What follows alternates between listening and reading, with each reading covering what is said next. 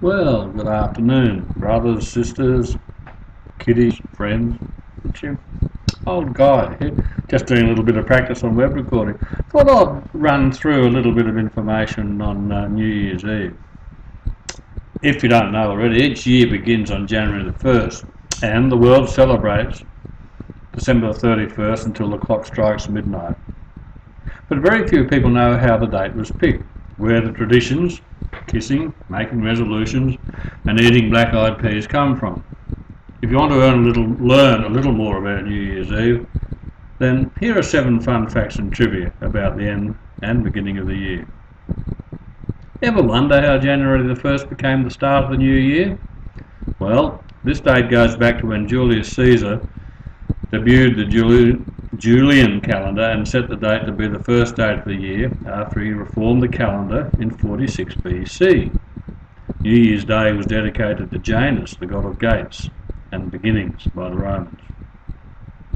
As for the New Year's Eve traditions, the most popular one each year is to lose weight, but the act of creating resolutions dates as far back as the ancient Babylonians, who made resolutions to their gods at the beginning of each year. This act was followed through by the Romans, who made resolutions to the god Janus, and the act of making vows of self-improvement has carried through since then. Fun fact, according to Forbes, a mere 8% of people actually achieve their New Year's Eve resolutions. The traditional fare on New Year's Eve is black-eyed peas, as it is believed to bring good luck to the consumer.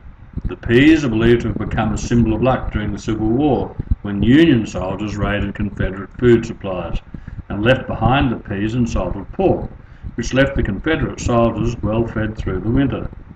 I'm detecting a little United States of America bias here. Point 4, another tradition for the new year is to kiss at the stroke of midnight, which roots back to an old English and German folklore.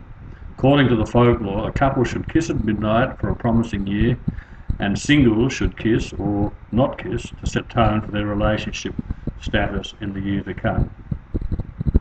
Champagne is the beverage of choice on New Year's Eve, but many do not know that in order for a sparkling wine to be champagne, it must be produced in Champagne, France. There are over 300 million bottles produced there, and the history of creating wine and champagne dates back to the 17th century.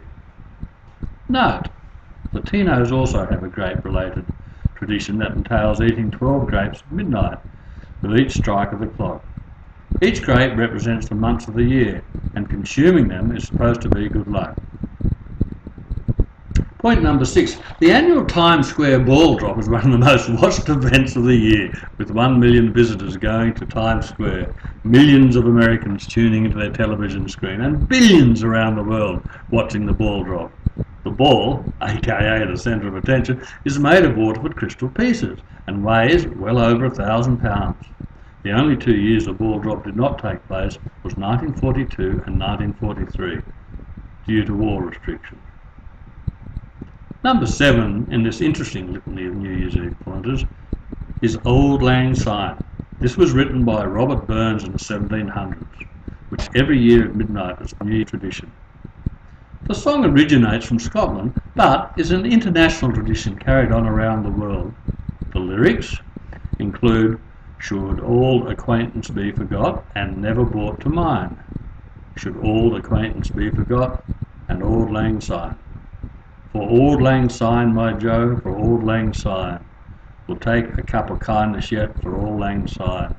And surely you'll be your pint stop, and surely I'll be mine, and we'll take a cup of kindness yet for Auld Lang Syne." That completes my 7 points for New Year.